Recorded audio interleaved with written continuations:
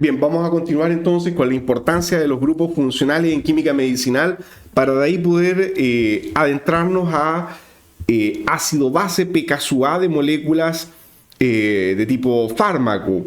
Entonces, este problema que tenemos acá nos va a servir para poder, de alguna manera,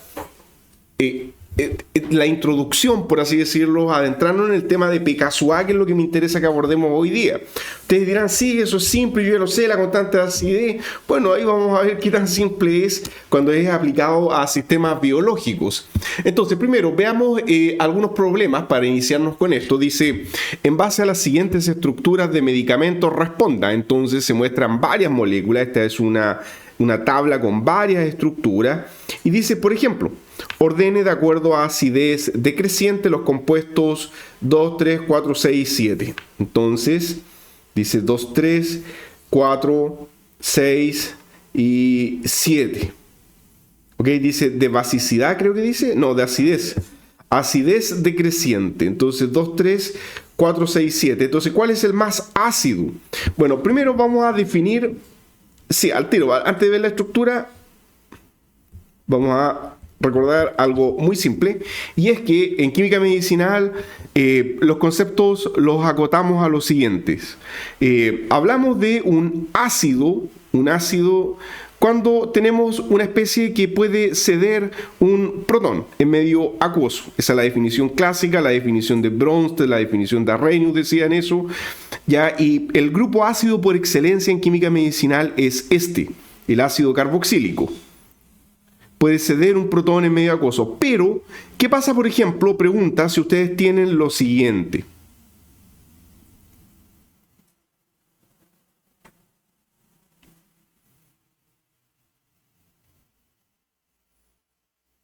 Una N-hidroxilamida. Entonces, ¿será eso un grupo funcional ácido y está presente en algunos fármacos? Ustedes dirán, ese grupo tan extraño y particular. Claro que sí, en algunos antitumorales. De hecho, tenemos esta agrupación en particular. Entonces, si nosotros pensamos acá, ok, ¿esto podrá ceder un protón? Claro que sí. ¿Cuál protón? ¿Qué creen ustedes? Porque grupos ácidos hay varios en química medicinal. Hay varios grupos ácidos, no solamente uno. Pero hay que ver cuál es el punto crítico de la estructura capaz de ceder el protón, porque en ese átomo va a haber una carga y cuando hagan el docking necesitamos que la carga esté ahí y no en el átomo equivocado. Entonces, ¿qué es lo que pasa acá? Tenemos dos posibles candidatos, el NH y el OH. El OH es más electronegativo, el NH un poco menos. Ya, ok, eso sería una cosa. Lo segundo tiene que ver con que el nitrógeno está conectado directamente a un grupo carbonilo. Entonces, cuando uno tiene este tipo de, digámoslo así, alternativas, uno tiene que pensar quién estabiliza mejor la carga negativa. Entonces, cuando esto se disocie, prefiere liberar el protón sobre el nitrógeno. ¿Por qué? Porque así estabiliza mejor la carga negativa por resonancia. Entonces vamos a tener una mejor estabilización por resonancia. Ok, eso no es nada nuevo para ustedes, es algo que, concepto básico, la resonancia, si el anión, la base conjugada se estabiliza mejor, entonces ese átomo es el más ácido. Y cuando hablamos de los ácidos en química medicinal, nosotros siempre tenemos que pensar que una especie ácida en química medicinal es la que libera protón. ¿Y cuál es el pH celular? ¿Cuál es el pH fisiológico? ¿No es cierto? Ya. Claro, el pH fisiológico es aproximadamente 7. 7.36, bueno, redondémoslo a 7. Entonces, para que un ácido sea significativo, una molécula orgánica ácida sea significativa en química medicinal, me refiero a significativo cuando va a estar ionizado, va a tener carga. ¿Cuándo nos deberíamos preocupar? Cuando su valor de PKSUA es de qué rango. Porque, a ver, por ejemplo, ¿cuál es el PKSUA de un ácido carboxílico? Ahí estamos tratando de recordar este concepto que en algún momento del pasado lo deben haber visto, que es el concepto de PKSUA, y hoy día vamos a profundizar en esto. El PKSUA de un ácido carboxílico es... Exacto. Ya, podemos aproximarlo a más o menos 5. Muy bien. Ya, entonces, cuando tenemos un pKa por debajo del valor del pH fisiológico, eso implica que la especie va a liberar protón. O sea, va a ser lo suficientemente ácida para entregar un protón. ¿Ok? Entonces, esto es súper crítico. Si tenemos un pKa por debajo del valor de pH, tenemos liberación del protón y ese es un ácido relevante por cuanto va a estar ionizado. Ustedes dirán, cualquier valor por debajo de 7, para que haya un 100% de ionización tenemos que estar por debajo 2 unidades. ¿Okay? Entonces, tienen que haber 2 unidades de diferencia.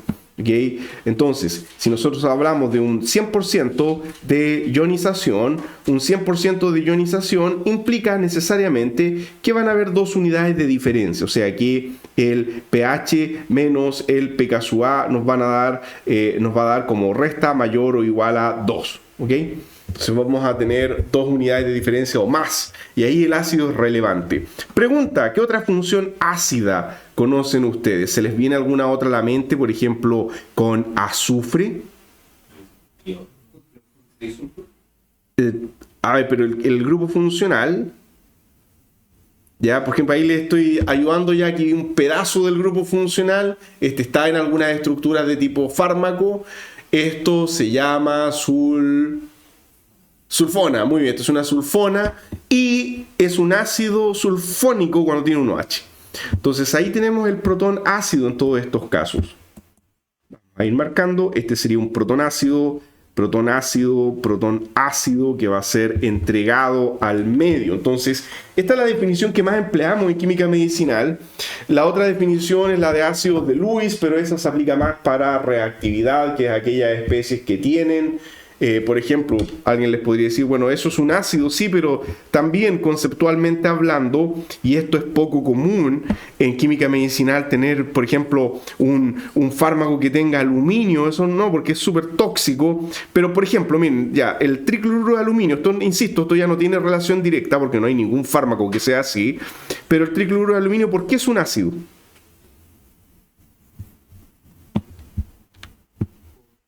Eso no va a liberar ningún tipo de protón, ¿ya? Pero ¿qué definición aplica ahí? La definición de Lewis. Es un ácido de Lewis. ¿Por qué? ¿Cuál es la...? Ya, por ahí va la cosa. Las definiciones clásicas, como la definición de Bronsted o de Renio, hablan siempre de transferencia de alguna partícula como un protón o un grupo hidroxilo en el caso de las bases, pero cuando vamos a Lewis, él habla de orbitales y pares electrónicos. Entonces, en este caso, el aluminio es un átomo ácido, es un centro de acidez, por cuanto tiene un orbital vacío.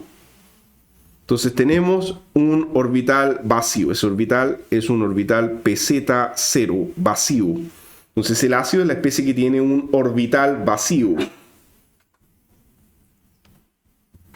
Y los ácidos de Lewis, la verdad es que se ocupan poco como fármacos debido a que, ¿por qué no podemos? Es raro, ya hay situaciones, es debatible cuando uno, por ejemplo, dice el cisplatino es un fármaco y es un metal. Ok, pero el platino tiene un mecanismo de enlazamiento al ADN, al material genético, que no necesariamente tiene que ver con que hay un orbital vacío, ¿ya? Pero el problema es que los ácidos de Lewis, o sea, con orbitales vacíos, se enlazan muy fácilmente a proteínas, a carbohidratos, material genético, a través de esa cavidad vacía, entre comillas, que tienen, y por eso no pueden ser empleados como fármacos, ya son demasiado tóxicos, demasiado reactivos. Ya, entonces eso con respecto a los ácidos, de ahí vamos a ir viendo, se van a ir haciendo camino al andar, porque un grupo que puede liberar protón pueden ser de varios tipos. A ver, ¿cómo está la memoria de corto plazo? La semana pasada vimos la vitamina C y ustedes dicen, sí, es ácida, todos hemos consumido vitamina C. ¿Cuál era el grupo funcional ácido de la vitamina C? Ya, un hidroxilo. ¿Ok? Entonces, en el caso de la vitamina C, la función se llamaba enol, que era un enlace doble, ya... bueno, habían 2 hidroxilos, pero recuerden que uno solamente era el ácido, ya, y esto continúa para allá, continúa para acá. ¿Cuál era el ácido? ¿El A o el B? Perfecto. ya el B, ¿no es cierto? Porque el que está más exacto, el que puede conjugar la carga aniónica cuando se libera el protón. Entonces, este era un protón ácido en la estructura porque el anión se estabilizaba por resonancia en este sistema de tipo carbonilo alfa beta insaturado, o sea, un sistema de tipo Michael. Bien, eso para que ahí vayan refrescando la memoria. Y ahora, como pueden ver, entonces hay muchos grupos que pueden liberar un protón a pH 7 y van a tener carga negativa. ¿Qué pasa con las bases? Y ahí la situación es diferente.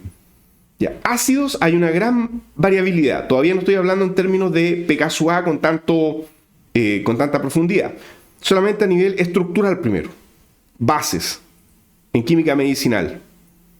Fármacos. Los fármacos, yo diría que el 90% de los fármacos son bases. El 90% de los fármacos son bases. O sea, son estructuras de tipo, por ejemplo, cuando son compuestos naturales pueden ser alcaloides, o cuando hablamos de moléculas sintéticas, hablamos de... A ver, o sea, del grupo funcional básico. ¿Cuál es el grupo funcional básico? Una A, un aldehído básico, una amina. Bien. Ya, bien, perfecto, ya. Entonces, una amina es un grupo funcional básico. La amina es el grupo funcional básico por excelencia. Entonces, un fármaco que tenga un nitrógeno protonable, R1, R2, R3, es un fármaco básico, que es un fármaco protonable. Protonable a pH 7, ¿ok? Y vamos recordando algunas cosas porque hoy día sí que vamos a alcanzar a hacer ejercicios numéricos de esto. El pKa de una amina es alrededor de... ¿Alguien recuerda? Claro. 11, 8, 9. Lo que pasa es que, a ver, en el caso de las aminas, claro, va a depender, pero podemos hacer una buena aproximación alrededor de 9, ¿ya? ¿Pueden haber sistemas más básicos? Claro que sí, o sea, 11 más arriba sí, podrían haber. Ya, pero una amina común y corriente alrededor de 9. Ya, pregunta, y así como vimos que hay muchos ácidos posibles estructuralmente hablando, ¿qué pasa con el caso de las aminas? Hay también varias aminas posibles u otros grupos funcionales posibles. Cuando ustedes van a la tabla periódica y ven el grupo 5, ¿qué es lo que ustedes ven ahí? Bueno, tenemos nitrógeno. Después aquí abajo, ¿qué está debajo del nitrógeno? Este es el grupo 5. A ver, al lado está el oxígeno, ¿no es cierto? Ya, pero debajo del nitrógeno, cuidado, el boro está acá, boro, carbono, nitrógeno, ya, ¿cierto? Ya, y debajo está el fósforo. Y debajo del fósforo, el arsénico, el azufre está aquí al lado. Ya, así que, bueno, la cosa es que, ¿por qué hago esto? Ya. A ver, la intención ya no es fastidiarles con este tipo de preguntas así, sino que vengan acá al razonamiento y que ahora digamos, ok, si el nitrógeno es una base, ¿podría tener un fósforo básico? La verdad es que es muy poco probable. ¿Ok? Hay algunos casos y se los voy a mostrar. Un fósforo tiene la misma valencia, o sea, el fósforo también puede existir de esta manera. Así. R1, R2, R3. Y estas moléculas así se llaman fosfinas. Pero la verdad es que no son muy básicas, salvo excepciones. Y ahí les puedo mostrar algunas. Las fosfinas se evitan como fármacos. ¿Por qué? ¿Okay? Entonces, una fosfina es raro que sea fármaco. No van a ser empleadas como fármacos. ¿Cuál es la razón? ¿Qué pasa con el átomo de fósforo? Tal vez en algún momento del pasado, en alguna disciplina en particular, cuando estudiaban algo de toxicología o algo relacionado con ello, veían que hay muchas moléculas fosforadas, por ejemplo, los insecticidas organofosforados, ¿no es cierto?, que son tóxicos, ¿ya? Y es que el fósforo es lo que se conoce como un átomo fuertemente oxofílico. Los enlaces fósforo-oxígeno son de los más fuertes que hay en química. La energía de unión es muy alta, cuesta mucho romperlo. Entonces el fósforo tiene una tendencia termodinámica muy fuerte a ver un oxígeno y captarlo, oxidarse. ¿Okay? De hecho, las fosfinas se ocupan para sacar oxígeno de moléculas orgánicas. Entonces, el fósforo rara vez va a estar en la estructura de un fármaco, salvo situaciones particulares, por ejemplo, fármacos de uso tópico. ¿Los hay? Sí, por ejemplo, hay ciertos colirios que son organofosforados para el tratamiento del glaucoma, pero se aplican en el ojo y el efecto es local. Entonces, no tenemos un efecto sistémico o el daño sería serio. Entonces, ojo con eso. Por tanto, si a ustedes se les preguntara, y bueno, ¿y qué otro fármaco, qué otro grupo va a ser básico en el caso de los fármacos? La verdad es que no tenemos más opciones. Para el caso de los fármacos, la base es, por excelencia, una amina. ¿Ya? Así que las bases son aminas, como les digo. Fósforo básico, teóricamente, alguien va a decir, tiene el par electrónico, sí, pero no es muy bueno para protonarse, salvo excepciones. Ahora, ¿por qué no es bueno para protonarse? La explicación es electrónica. El fósforo es mucho más grande que el nitrógeno y por tanto su capacidad de retención de un protón es menor. Esta nube electrónica acá, este orbital con este par, es grande y hace un mal acoplamiento con el orbital 1s0 de un protón. Pero hay algunos casos raros. Y antes de... Sí, dígame. El fósforo... Perdón, ¿del fósforo? Sí. El fósforo del periodo 3.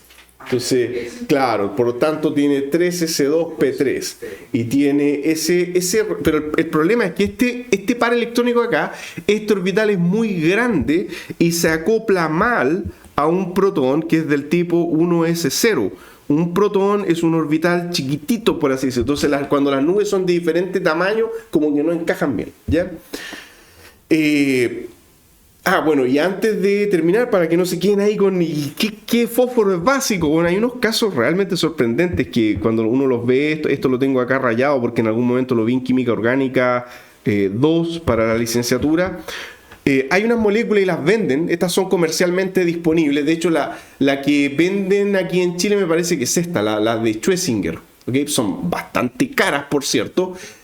Y claro, miren, por ejemplo, la primera, la base de Bercad acá tiene este fósforo básico. Y uno dice, ¿por qué es básico? Porque mire, cuando se protona, la carga positiva tiene 3 o 4, ya. 1, 2, 3 y esta de acá 4.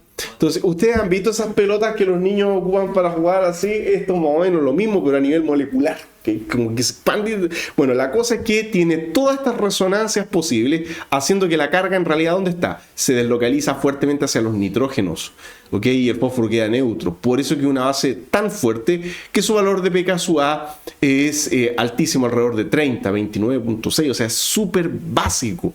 Lo mismo acá. Ya, es lo mismo, solo que este está abierto, este no está ciclado. Tenemos que este nitrógeno acá tiene varias resonancias posibles. Entonces, a ver, ¿es el que se protona acá el nitrógeno en vez del fósforo? Espérense. A ver, claro, cuando se protona el nitrógeno, todos van a tributar hacia el nitrógeno. Claro, acá, en el segundo caso, se protona el nitrógeno. En el de arriba se protona el fósforo. Entonces, el de arriba es el ejemplo por excelencia de un fósforo básico, pero es un caso rarísimo. Muy bien. Ahora entonces volvemos acá al apunte.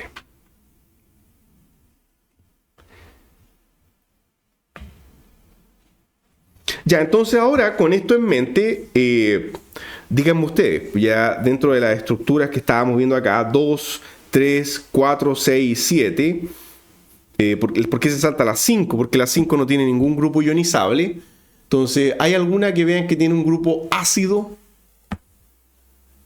3 tiene un ácido carboxílico. Ya, perfecto. Entonces, la estructura 3 que está acá tiene un ácido carboxílico. Pregunta, y alguien puede decir, bueno, el fenol también es ácido. Eso depende ya porque a nivel fisiológico el pH 7 no le saca el protón. ¿Por qué? Porque el pKa de un fenol es por ahí cerca, alrededor de 10, ¿ya? Alrededor de 10. Y de hecho este puede que sea un poquito menos ya por el efecto del carbonilo acá adyacente en la estructura. Ya aparte que tiene estos flúor también que ejercen un efecto a distancia de forma inductiva. Entonces el pH 7 no logra sacar el protón de ahí. Ya ese tiene un ácido. Ya, entonces ¿cuál más? 2, después era la 4, no tiene nada. La 6 tampoco, la 7. ¿Qué pasa con la 7?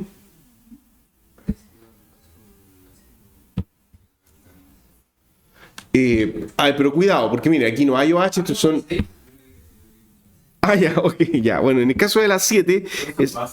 Claro, estos grupos acá son metoxi, esta es básica, esto se va a protonar a pH 7 y va a tener carga positiva, entonces una base. Por tanto, la única estructura ácida acá era la estructura 3. ¿Ok? Bueno, ¿saben qué? Como esto, todas las preguntas apuntan a lo mismo. Miren, primera observación, acá en el primer agente que tenemos para la psoriasis no tenemos nada. No hay ningún grupo ionizable. Esta es una molécula neutra. Entonces la 1 es neutra. Solamente algunas preguntas de grupos funcionales, porque ya saben que tienen que irse aprendiendo los nombres. ¿Cómo se llama un éster cíclico? Ya, esta estructura de acá es un éster y está ciclado. ¿Ok? Entonces, cuando es 1H acá, sí, ¿no es cierto? Cuando es 1H, tenemos el hemiacetal. Pero este es un éster cíclico o lactona. Es bueno ir agregando algunos nombres. Y estos otros que están acá son oxígenos de tipo. ¿Qué grupos funcionales son esos? Abierto o ciclado. Muy bien. Esta estructura es súper poco soluble en agua. La semana pasada ya hicimos los ejercicios donde veíamos si algo iba a poder solubilizarse o no. Esto es súper poco soluble. Los éteres dijimos que aportaban en realidad muy poco. En la tabla están sobreestimados. Lo que aportan es bastante paupérrimo a la solubilidad. ¿Ok?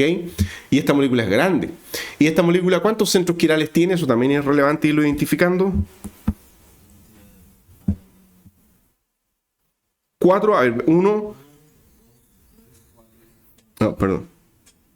3, 4, 5. Muy bien. Porque ese centro no es... Este carbono que está acá no tiene un plano de simetría. ¿Ok? Entonces son 5 centros quirales. Ya, vamos a la siguiente. Ya, este sí, antiparasitario, dice acá.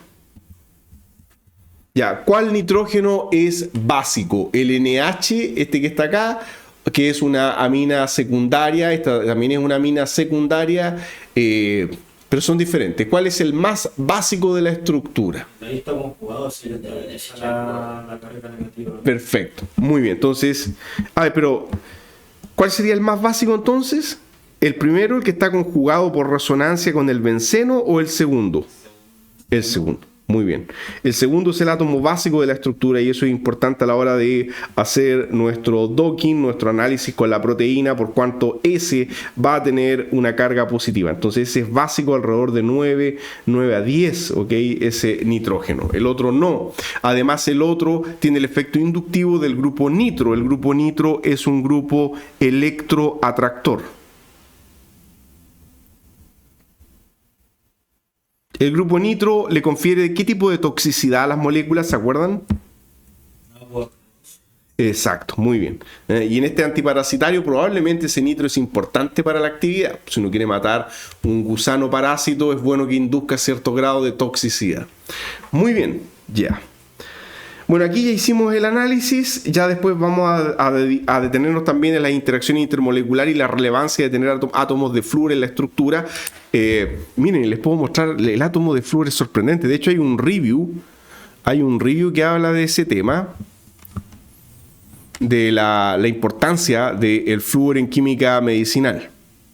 No sé si aquí a lo mejor me va a tomar esto o no, pero justo ayer un colega me dijo, mira, están los resultados, y me puso lo siguiente: de unas moléculas que estábamos midiendo, el compuesto 1, a ver cómo era la cosa, el compuesto 1, a ver dónde está, el compuesto 1 dice, ya, tiene cierto efecto pero una concentración muy alta, 100 micromolar es una concentración muy alta, pero el compuesto 2 inhibe, parecido a un fármaco, esto LND es un fármaco. Y cuando uno ve las estructuras... Sí. Claro. Entonces, este es el fármaco, lonidamida. Estas son las moléculas que nosotros le facilitamos a unos colegas que trabajan en Estados Unidos. Y resulta de que, si ustedes se fijan, el compuesto 1 tiene un átomo de cloro en meta y no era activo a más de 100 micromolar había actividad, pero vean el cambio brutal. Cambiar solamente un cloro por un flúor hizo que esta molécula sí tuviera actividad. Entonces, un átomo marca una gran diferencia. Así que para que vean la importancia de los grupos funcionales, y ahora, claro, el desafío es dar una explicación a eso, a qué está pasando ahí. ¿Ya? Yo creo que tiene que ver con que se necesita un puente de hidrógeno y no un puente de halógeno, ¿ya? Pero eso lo vamos a explicar cuando veamos interacciones intermoleculares, ¿ya? Ok, en la molécula 4 tampoco no hay nada. Pregunta, ¿por qué estos átomos no son básicos? Está con... Vamos con... Ok, Son amigas. exacto, son amidas. Así que tienen resonancia, eso jamás se va a protonar. Recuerden que las amidas están conjugadas por resonancia. Bien, ejemplo 5. ¿Qué me pueden decir de este? Dice antineoplásico. ¿Ok? ¿Ya? ¿Qué me pueden decir de esta molécula? Primero, ¿esta molécula es quiral o aquiral? ¿Qué pueden decir ustedes respecto a la simetría de este carbono acá en el centro de la estructura? Muy bien, porque las dos mitades no son iguales. Pues este tiene el cloro en para, este tiene el cloro en posición orto, así que... Sería... Exacto, claro, ahí sí, tal cual. No tiene ningún grupo ionizable. Estos son dos cloros unidos a un carbono, así que va a estar neutro a pH 7. Estradiol, hormona sexual femenina, también va a estar neutro, porque ningún hidroxilo es ionizable. Ya, ¿se acuerdan? Memoria de corto plazo. El OH fenólico, este es fenol, era ya alrededor de 10. Y un OH alquílico, este de acá,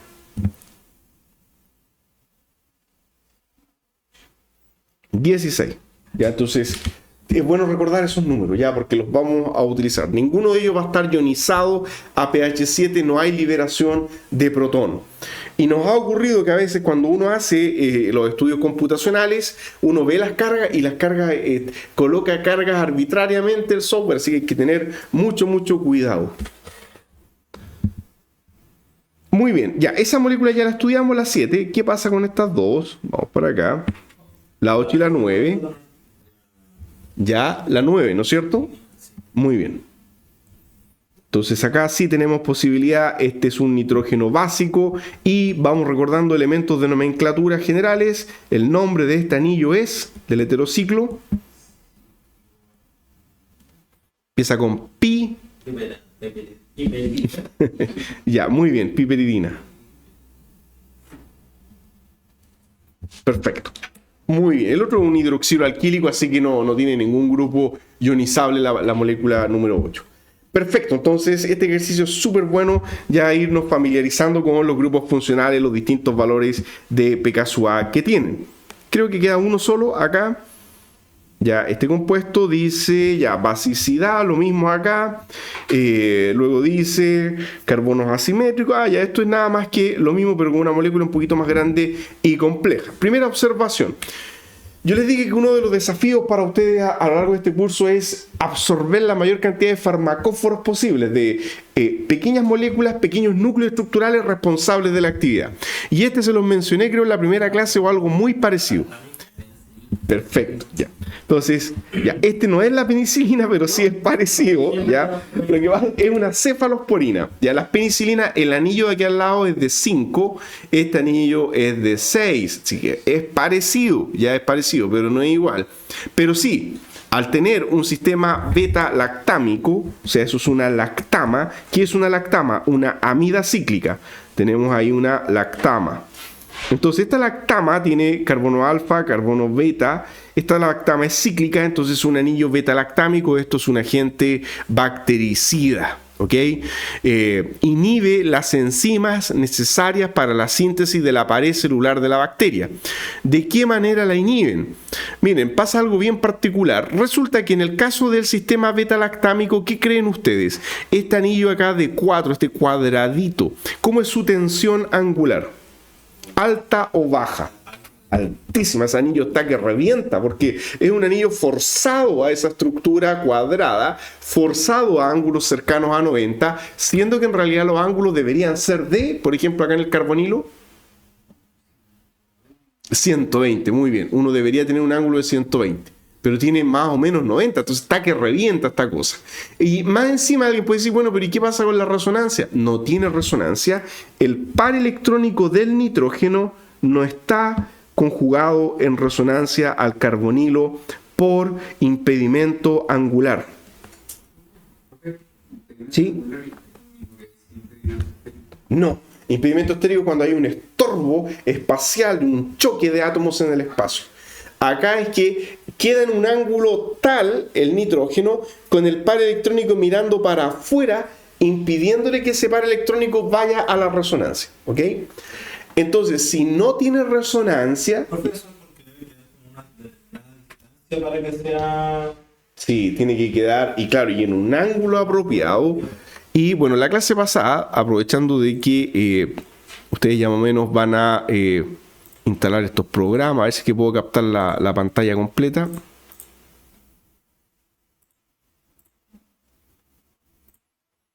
No voy a dibujar la molécula entera para no perder... pero miren, como, por ejemplo, esta molécula pareciera ser que es la cefadroxilo. Entonces, miren, una forma, a ver, aprovecho de enseñarles hoy día algo nuevo. Me refiero a nivel computacional. Miren, ustedes conocen el sitio PubChem, que es donde hay muchas moléculas, un sitio indexado norteamericano, gringo, donde los tipos acá tienen muchas moléculas indexadas. Casi todos los fármacos están acá. Entonces, si ustedes buscan el cefadroxilo, se fijan aquí, aparece inmediatamente. Copien el SMILES, que es este código lineal para la molécula. Entonces dice cefadroxiloanhidro. Copiamos este código SMILES, que es una forma lineal de escribir, y lo pegan en el ChemDraw. Tal cual. Y así no tienen que estar dibujando estructuras tan complicadas. Entonces realmente para un informe, algo así, les queda muy bonito. Una presentación en PPT o lo que necesiten, les va a quedar magistral. Entonces acá está el cefadroxilo. Bueno, ahora yo lo voy a llevar a 3D.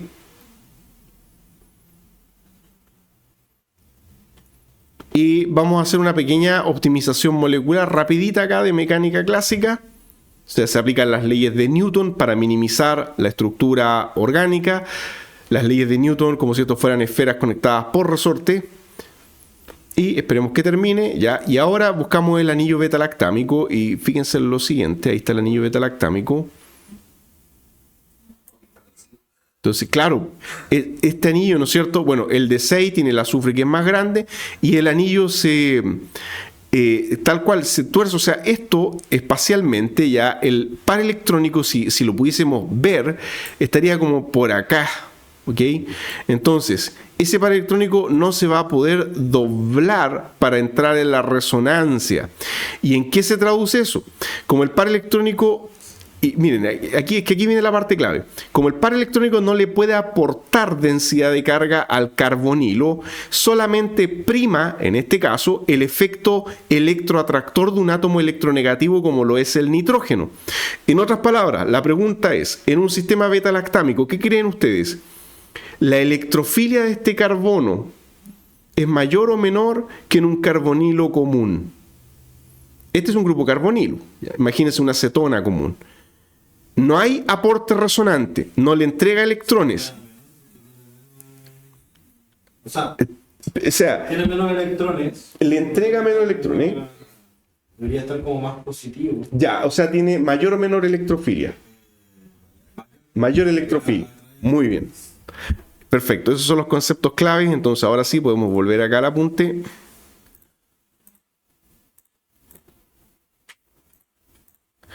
Muy bien, ya, entonces este carbonilo, y aquí estamos haciendo química medicinal pura, ya que es explicar la reactividad de una molécula a nivel biológico, tiene una exacerbada electrofilia, tiene un exacerbado delta más.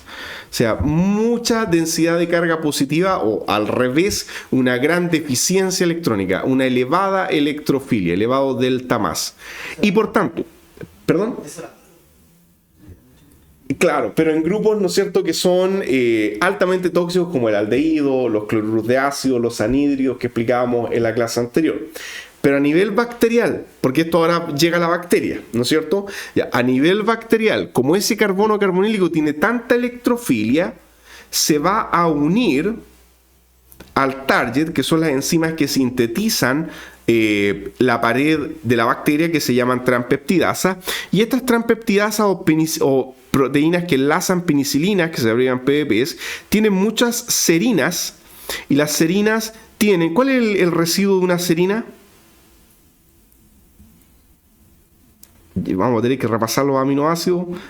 Tiene hidroxilos.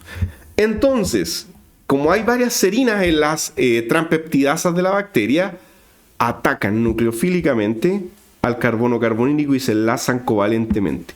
Entonces, este sistema beta-lactámico se va a abrir porque el par de tipo sigma migra sobre el átomo de nitrógeno, pero va a quedar conectado covalentemente a la transpeptidasa, impidiendo su actividad biológica.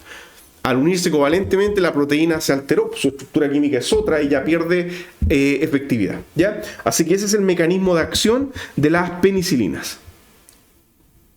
Ya, pregunta. Entonces, nunca más se van a olvidar que cuando vean este cuadradito, ustedes han decidido, ¿es un antibiótico? Sí, ya, muy bien. Ya, ahora, grupos funcionales ionizables. Grupos funcionales ionizables acá. ¿Amida? Ah, ya, ok, ¿no es cierto? Ya, ya, muy bien. Ese va a estar protonado a pH 7. Sí, se puede protonar. ¿Qué más? No tiene basicidad suficiente para protonarse. Y ahí prima lo que dijo Jonathan, que el impedimento estérico, que está como oculto entre medio, ¿no es cierto? Se le es muy difícil protonarse. Claro, está como entre medio. Sí, ya, muy bien. Y tal cual, este de acá pierde el protón y va a estar con carga neta. Perfecto. ¿Cómo se llaman estas moléculas que a pH 7 exacto? La carga neta es 0, pero tienen cargas internas, positiva y negativa, pueden ser varias. Pero el total, la suma de cargas es igual a 0, eso se llama Sweeter-ion. Pregunta, ¿queremos tener fármacos Sweeter-iones? Sí, no, ¿qué creen ustedes? En algunos casos, para efectos de actividad conviene, pero a nivel de absorción por vía oral, ¿qué les dice como el instinto a nivel de absorción por vía oral? ¿Las moléculas Sweeter-iónicas serán fáciles de absorberse a nivel intestinal? ¿Qué les dice como el instinto? Depende de qué tan separadas están las cargas y de qué tan distribuidas, porque, por ejemplo, si las cargas están muy separadas físicamente, entonces tenemos dos polos de carga que eso sería más difícil para atravesar membrana. En general sí, claro, en general los Sweeter-iones no son muy bien absorbidos, ¿ok? Entonces se tratan de evitar, cuando uno diseña fármacos trata que no le quede una estructura Sweeter-iónica, ¿ok? Así que se buscan evitar como norma general. Bien, con eso hemos culminado entonces este primer taller de actividades. Ahora vamos a ir al de PKSUA, ¿ok? Entonces hoy día sí que rematamos ahora con cálculos numéricos, particularmente con cálculos de valores de porcentajes de ionización que son súper relevantes para un análisis estadístico ahora a nivel molecular de qué porcentaje de la molécula está ionizada. Entonces, vamos a tomar como ejemplo la siguiente molécula. Miren, esta molécula que está acá, figura 1, tiene una estructura que si ustedes la ven a grandes rasgos es un anillo aromático, un conector polar y una amina terciaria. Entonces, el farmacóforo es un anillo aromático, un conector, ¿ok? O linker, y luego tenemos una amina terciaria. No primaria ni secundaria, terciaria tiene que ser. Cuando ven ese patrón ustedes, inmediatamente, ustedes dicen, eso es un anestésico local. Entonces lo que tenemos ahí es un anestésico local. ¿Qué otro anestésico local conocen ustedes? Este no es el más... este creo que es la lidocaína. De hecho parece que ahí está el nombre, ¿o no? Dice, es un inyectable, bla, bla, bla, y no dice... claro, no dice nada. Ok, tal vez más abajo. No dice nada. Tiene pinta porque ahí aparecen unos canales de sodio. Claro, de hecho ahí es donde actúan y ya vamos a explicar algo. Ya, esta es la lidocaína y también otro bien famoso es la procaína, que sería esto mismo. Y la procaína tiene acá un éster. ¿Okay? Después tiene 2 carbonos, tiene el nitrógeno terciario y tiene acá un nitrógeno, o sea, tiene una anilina. Entonces la estructura, como ustedes pueden ver, es parecida, solamente que aquí hay una anilina, se le llama a la amina primaria aromática. Luego tenemos un éster, el conector, en este caso son 2 carbonos, y luego tenemos el nitrógeno terciario.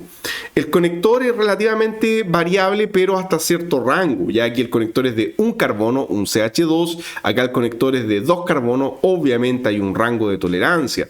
No puede ser muy largo porque perdemos actividad. Entonces hay cierto margen ahí para 2 átomos como máximo.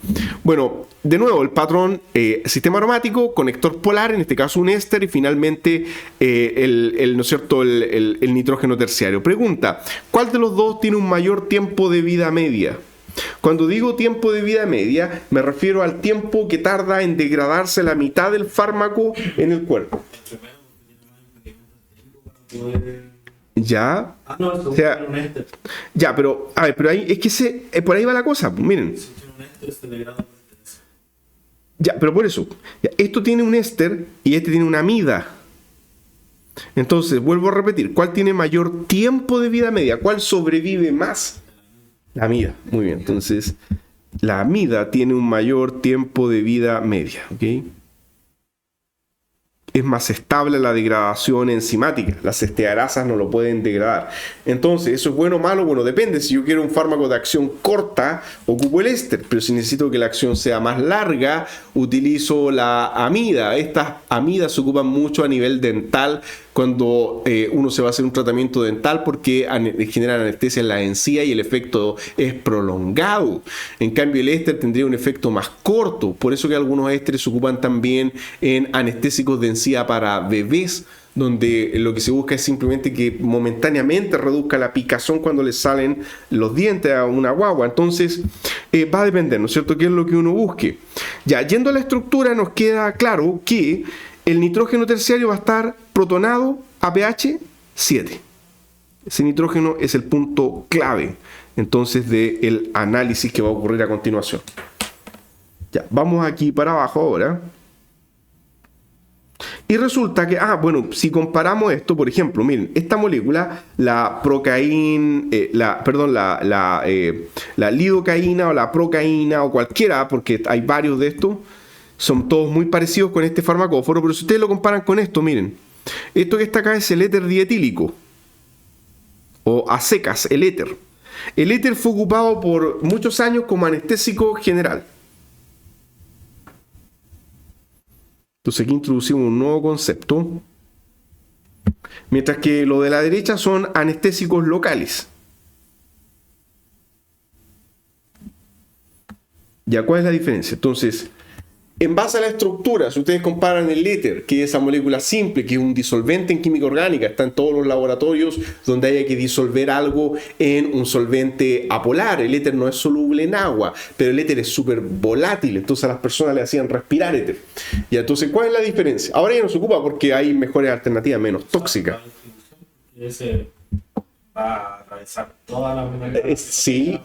Perfecto, va a llegar a todas partes, ¿no es cierto? Incluyendo el cerebro, y la persona se duerme cuando aspira éter. En cambio, la otra, no sé, está cargada.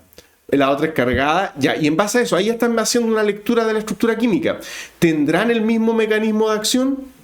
No. Vamos a decir que la estructura con el farmacóforo tiene un mecanismo de acción específico.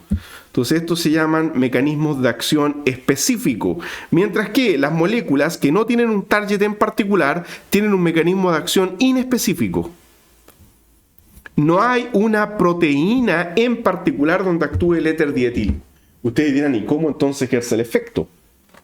Porque para que haya buena conducción del impulso nervioso se requiere que la vaina de mielina esté inalterada. Y lo que hace el éter, exacto, altera las membranas, perturba la conductancia eléctrica en la vaina de mielina de las neuronas. ¿Okay? Es como que esto baña la vaina de mielina debido a que es súper lipofílico, perturbando la adecuada conducción del impulso nervioso. Otro ejemplo, ya en el tiempo del COVID estuvo muy de moda que andaban vendiendo por todas partes amonio cuaternario. ¿Se acuerdan lo del amonio cuaternario? Ya incluso me acuerdo que mostraron algunas empresas que se fueron al chancho, por así decirlo, y las personas pasaban por una puerta y eran rociadas con amonio cuaternario. Ya eso ya me parecía un poco exagerado, pero bueno, miren, el amonio cuaternario es un término genérico. No existe un fármaco así que se llame amonio cuaternario. Ese es el nombre del grupo funcional. Claro, un amonio cuaternario, sí, lo vimos muy bien, es cualquier sal de cadena larga, ¿ok? Puede ser más largo que eso, con un nitrógeno positivo y como contraión, por lo general algo económico, como un átomo de cloro. Entonces, un amonio cuaternario es eso, un nitrógeno con una carga neta positiva, cuaternario, o sea, con carga permanente. Esto no pierde ni gana carga pH 7 y que tiene efecto bactericida. ¿Por qué mecanismo? Esto es como un lípido, como un jabón inespecífico. O sea, de nuevo, no tiene un target particular, no inhibe la proteína transcriptasa, no, sino que altera la membrana de la bacteria y la bacteria se revienta. ¿Okay? Así que es nada más que un efecto tópico, superficial, físico-químico de superficie, no es un efecto específico. ¿Ya? Así que ahí no hablamos de que hay cierto farmacóforo para unirse a una proteína. No existe eso. Entonces, resulta que para que el anestésico local tenga efecto, hay un pequeño inconveniente. Tiene que unirse al canal de sodio, bloquearlo para que no haya transmisión del impulso nervioso. Aquí podemos ver una membrana, este es un dibujo muy simple, que lo único que hace es mostrar que cuando hay transmisión del impulso nervioso, ¿qué ocurre? Los cationes positivos, llámese el sodio, entran. Recuerden que la membrana neuronal por fuera es positiva y por dentro es negativa. Eso es lo normal en estado basal. Entonces, la depolarización de la membrana ocurre cuando masivamente los cationes entran y se produce una inversión de este capacitor, o sea, quedaría negativo momentáneamente afuera y aquí adentro positivo en este lado. Y para que eso ocurra, los sodios viajan por los canales de sodio. Bueno, ¿qué hace el anestésico local? Entra a la neurona y por dentro se une a los canales de sodio con carga positiva, bloqueando el ingreso de cationes sodio. Entonces, el problema es este, que tiene que entrar para poder tener efecto. No puede unirse al canal por fuera, así no funciona. Tiene que unirse por dentro. Por dentro está el bolsillo de unión. Entonces, la pregunta, ¿y cómo entra si tiene carga? Bueno, porque como es una amina terciaria, aquí hay un equilibrio. Exacto. Parte, o sea, un porcentaje. Como hay un equilibrio, significa que en algún momento, obviamente el equilibrio está más desplazado ¿a dónde? A la forma protonada. Hay más de la forma protonada, pero en algún momento vamos a tener que va a haber cierta cantidad neutra y ahí pasa la membrana por difusión pasiva y dentro se vuelve a protonar y en estado positivo bloquea el canal de sodio. Entonces ahora lo que me interesa a mí es que seamos capaces de decir esto va a estar protonado, va a estar ionizado y en qué porcentaje va a estar ionizado. Vamos a hacer ese tipo de análisis ahora para distintos grupos funcionales. Entonces tomemos alguno, este mismo debería estar con algún valor acá. Aquí tenemos dos. Entonces vamos a hacer este análisis. Mire, tenemos una comparativa de esos dos. Bupivacaína, ¿ven cómo se repite el farmacóforo? Anillo aromático, conector, aquí tengo que el conector está la amida, un carbono y nitrógeno terciario. Lo mismo acá, ¿ok? Lo mismo, o sea, lo único que cambia es que aquí la cadena del nitrógeno terciario es más corta. Mepivacaína. Entonces, primera observación, ¿ya? Pregunta, ¿cuál de los dos es más lipofílico? Nada más que viendo la estructura. Perfecto, el primero, muy bien. Entonces, el primero es más lipofílico, exacto. Mayor log P, el otro tiene menor log P. Ya, segunda pregunta. ¿Eso significa que el primero va a estar más protonado que el segundo o viceversa? No hay relación. Ya, así que muy bien. No tiene relación el pKa con el log P. Son cosas diferentes. No porque algo tenga más log P significa necesariamente que se protona más. Son conceptos diferentes. No los pueden mezclar. ¿Ya? ¿Qué valor de log P tendrá esto? De 2 para arriba creo yo, ya, porque es una molécula bastante lipofílica. Lo otro, alguien puede decir, pero se protona y gana carga positiva. No tiene relación que algo se protone con que su log P desaparezca o baje. Así que también, mucho cuidado, son conceptos separados, ¿ya? Entonces podríamos ver, yo la semana pasada les dije que había un sitio web que estaba bloqueado, pero lo reactivaron. ¿Se acuerdan cómo se llamaba? Se llamaba MOL. Ya, por ahí va, sí, exactamente. Veamos acá. Mol G, todo junto, pKa. Bueno, nosotros lo ocupamos, no sé si ahora... Ahí está.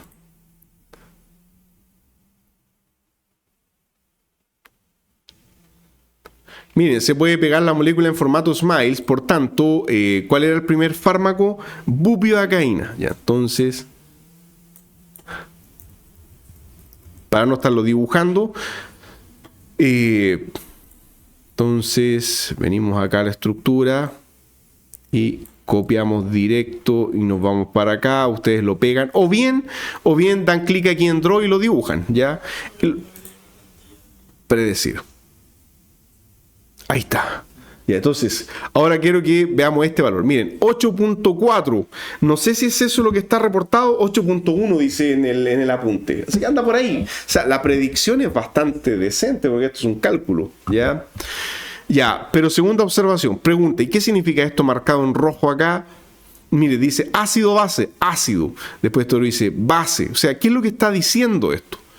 Miren, que se puede protonar de protonar, ¿cierto? Ya, bien. O sea, ese valor que ustedes ven acá, 13,9, es el valor de pK sub A de este protón neutro. O sea, necesito una base con un pK sub A mayor a 13,9 para arrancar ese protón. ¿Cuál es el pH fisiológico? 7. Por tanto, a pH 7 sale este protón, imposible. Ya va a quedar ahí. Ya, entonces, eso con respecto a eso, y de ahí ustedes le pueden predecir a la mepivacaína. Volvamos al apunte.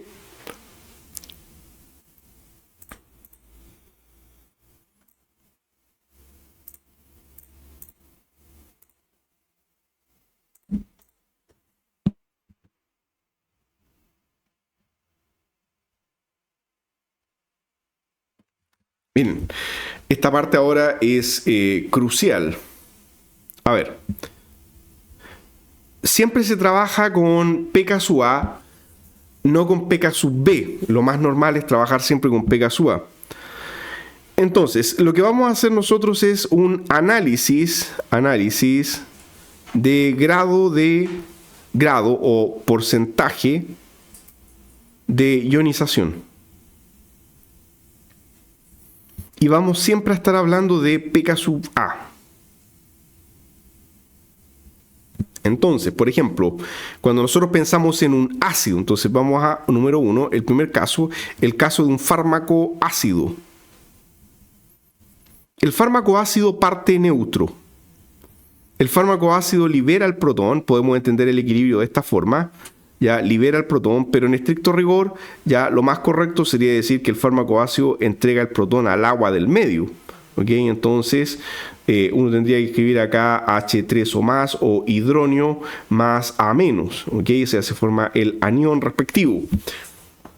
Entonces, el fármaco ácido es aquel que entrega el protón de algún grupo funcional neutro. Entonces partimos con una especie que en un comienzo es neutra y esta especie genera un anión. ¿Ok? Y ese anión es la famosa base conjugada. Ya, ¿cómo se llama la ecuación que describe este proceso? La ecuación de Henderson. Entonces nosotros vamos a ver ahora la ecuación de Henderson.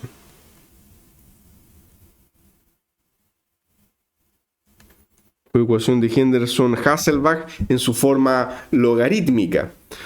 Cualquier proceso de este tipo ya es bastante simple de describir, esto ustedes lo conocen de química general.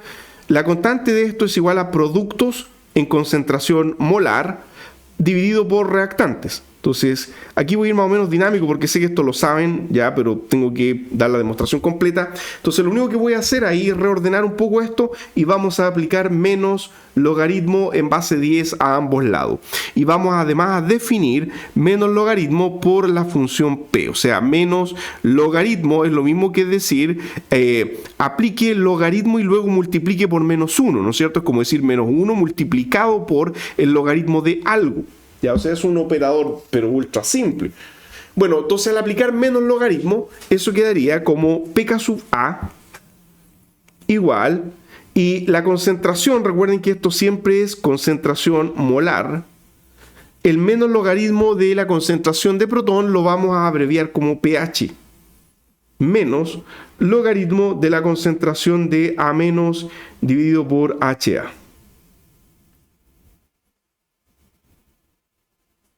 Ya, entonces ahí tenemos la ecuación en su forma más simple, pK sub A es igual a pH menos logaritmo de A menos dividido por HA. Entonces, ¿qué es lo que quiero que destaquen de acá? Que en el caso de un fármaco ácido, en el numerador tenemos acá a la derecha este A menos, que sería la forma neutra o la forma ionizada. Perfecto. Entonces esa es la forma ionizada del fármaco. Eso es lo que me interesa que quede en la mente de ustedes. En el numerador nos quedó la forma ionizada. ¿Okay? En el numerador está la forma ionizada. Bien, entonces eso no tiene nada de complicado para ustedes. Baste decir una pequeña cosa más solamente, que también si uno quiere reordenar esto, lo puede reordenar como concentración molar de A menos dividido concentración de HA es igual a 10 elevado a pH menos pK sub A. Que despejando la ecuación. Esa sería otra forma, la forma exponencial de representar esta ecuación. ¿Ya? Así que nada nuevo, solamente jugando un poquitito con los números de forma muy elemental. Ya, 2. Pero luego van a ver si algunas cosas que probablemente no se van a acordar y ahí sí que vamos a explicar algo más. Pero 2. Segundo caso. El caso de los fármacos básicos. Fármacos básicos. Ya, usted sabe que el fármaco básico es el fármaco con una amina protonable. Entonces, el fármaco básico, para que libere un protón, ¿cómo tiene que estar? Porque es una base. Entonces, las bases no tienen protones. Entonces, ¿cómo el fármaco básico puede liberar un protón?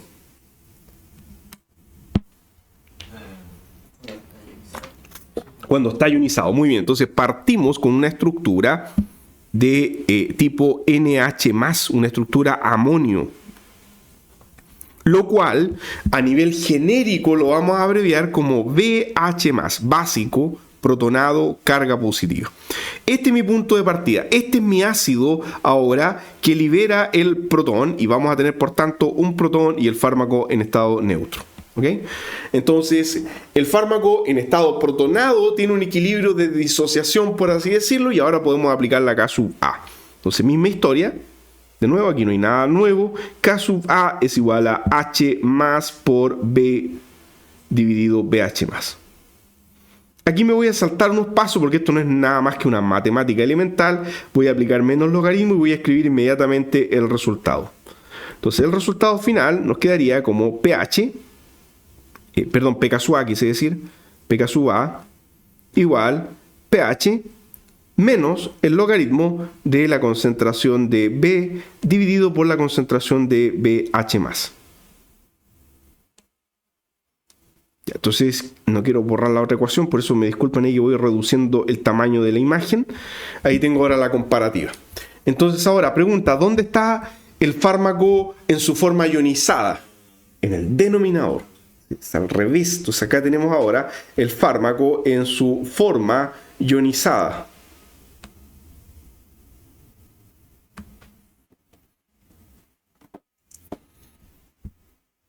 Tenemos ahí el fármaco en su forma ionizada, quedó al revés y por tanto ahora la forma exponencial de esto ya sería, ¿no es cierto?, despejando B dividido BH más es igual a 10 elevado a pH menos pK sub A. Ahí están las dos formas, está la ecuación, ¿no es cierto?, exponencial, ahí arriba también teníamos la ecuación exponencial y con esas podemos trabajar de ahora en adelante, ¿ya? Entonces ahora vamos a poder saber qué pasa con los distintos grupos funcionales en una estructura, por compleja que sea, aplicando estas sencillas ecuaciones. Bueno, ahora el pH siempre es 7. El pH es 7 a menos que, por ejemplo, queramos saber qué pasa en el estómago. Y ahí el pH puede ser hasta 0 incluso, ¿cierto? Muy ácido, 0, 1, 2 y no más, porque si el pH del estómago sube mucho, nos enfermamos porque las bacterias empiezan a pasar. O en el intestino, pH, por ejemplo, en intestino puede llegar hasta 8. Entonces ahí también. Es importante para saber tal cual. Tal cual. O el duodeno. El duodeno es cuando sale del estómago, la primera porción, y ahí puede tener un pH más o menos de 5, 6, ¿ya? Y después se vuelve 8 en la medida que avanza. Entonces, claro que sí, la absorción es diferente dependiendo de dónde estemos, ¿ok? Muy bien, entonces ahora sí podemos hacer nuestros análisis con esto y no olviden lo que habíamos explicado hace un par de diapositivas para atrás, que era esto. A ver, ya, de ahí volvemos a nuestras ecuaciones. Cuando usted tiene un fármaco ácido, entonces, ahora, dos casos relevantes. Primero, ya, entonces, si usted tiene un fármaco ácido, ok, vamos a tener que hacer la resta. Si usted hace la resta, si la resta de pH menos pK sub A le da mayor o igual a 2 unidades, usted va a decir automáticamente que el fármaco está 100% ionizado. Entonces, un fármaco que está 100% aniónico en ese caso. Mientras que si usted tiene un fármaco básico, ¿ya? Y ahora nosotros tenemos que pensar, ¿no es cierto? El fármaco es al revés, quiere captar protón. Bueno, si pH menos pK sub A le da ¿cuánto? Bueno, en este caso podríamos ser más puristas acá y decir que necesitamos tomar o hacer la resta al revés, ¿ok? Acá hagamos la resta al revés, mejor para que nos quede positivo. Ya me disculpan ahí, háganlo al revés, pK sub A menos pH. Si pK sub A menos pH les da mayor o igual a 2, ¿qué pasa ahí? También tenemos el fármaco 100% ionizado. Ya, pero no se vayan a confundir. Entonces, cuando hablamos de ionizado en el primer caso es el fármaco aniónico, en el segundo caso es el fármaco catiónico.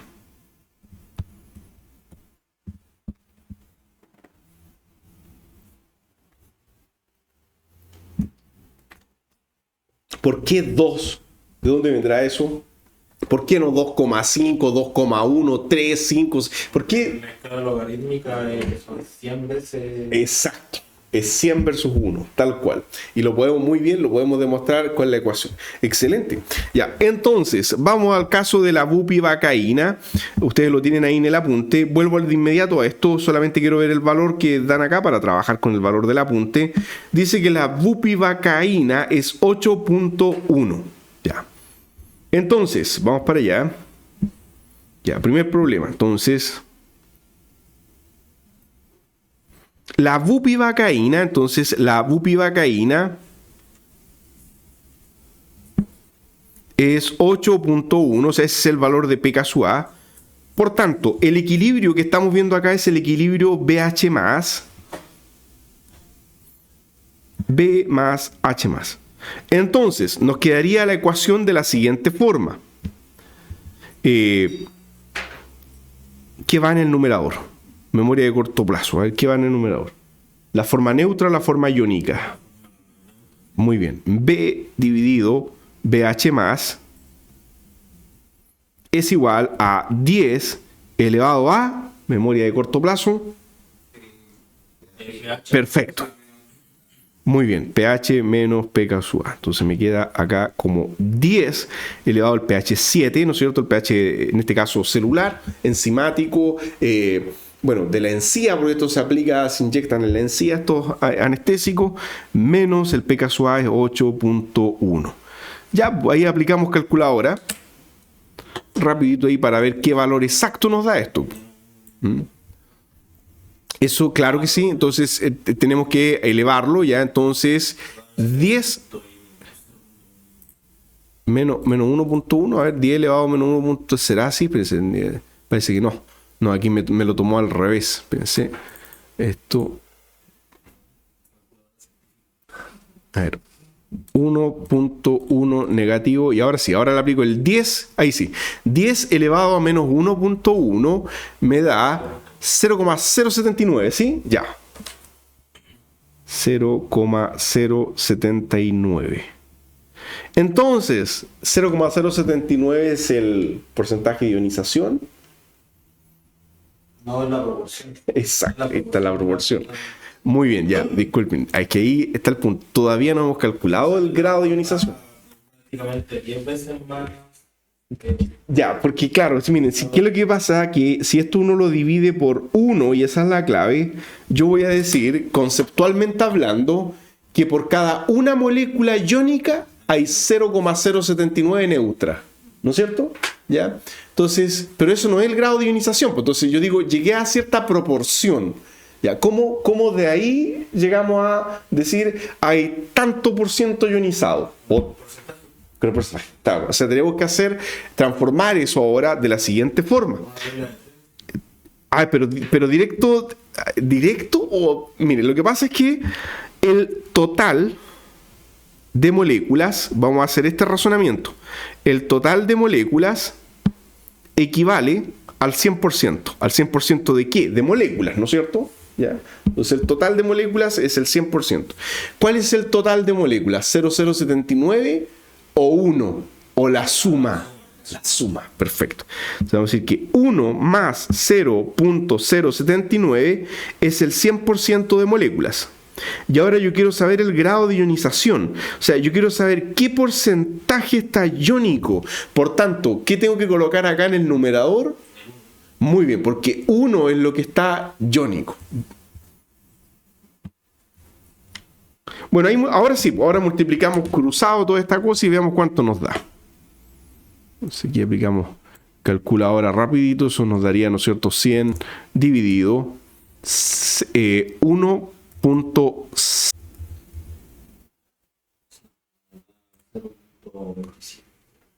Pero la fracción, espérense, la fracción a mí me dio 3.98, ¿sí? 7.6, a ver, dice... Sí, 7.6, la mepivacaína, 7.6. 10 elevado a menos 0.6. Ahí me equivoqué entonces. 0.25. Ahí dice, ya, gracias. Ok, 0.25 es a 1. Ya, entonces ahora ustedes aplican la famosa regla de 3, pero el total es 1 más 0.25. Eso sería 1 en 1.25. Ya, perfecto.